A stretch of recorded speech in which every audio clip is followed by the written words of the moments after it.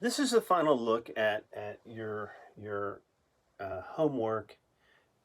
This is showing a circle, and it has a center of R, and it has two perpendicular segments coming from the center to a chord. And what this means is if these two values are the same, okay, if these two perpendicular bisectors of these chords are the same length, then if they're equidistant to the center, then these two chords are exactly the same length.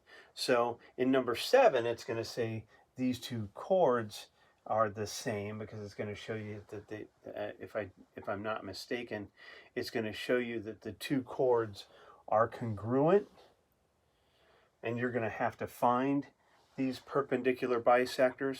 That's okay. Right now it's saying, pardon me, that these two perpendicular bisectors are equidistant, the same length, the same distance from the center. And so we're going to use that information to know that these two things, these two chords, are the same length. And it's going to say that this chord TS has a value of 21. TS equals 21. And then UV has a value of 3x. UV has a value of 3x. And we don't have to do anything with the Pythagorean theorem on this. All we have to do is know that these two chords are the same length and set one equal to the other. So we're just going to do a little substitution and say that 3x is equal to 21. Well, that's going to be real easy for us. We're going to be able to find x right away. But what I want you to do is rewrite 3x equals 21 and then do the math on it. We undo multiplication with division. We show division by putting a fraction bar there. And there we go. 3 divided by 3 is 1. Therefore, we have 1x sitting there all by itself. And 21 divided by 3 is 7. And we've gotten to our answer. And really the big idea that they wanted you to remember when they want you to practice this problem is that if your perpendicular bisector, or that line that goes out perpendicular to the chord from the center, is the same distance or equidistant from the center. It's nice to use some mathematical language every now and then.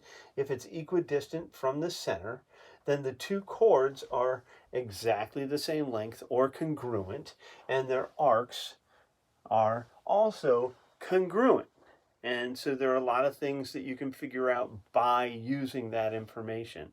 And so that's it. To solve the next one, you just need to understand that solving for x, they're going to give you that the two chords are the same length, and therefore if those two chords are the same length, then those bisectors that run perpendicular to the center from the center are equidistant. Therefore, you set your x plus 5 equal to 3x minus 6 and solve that way.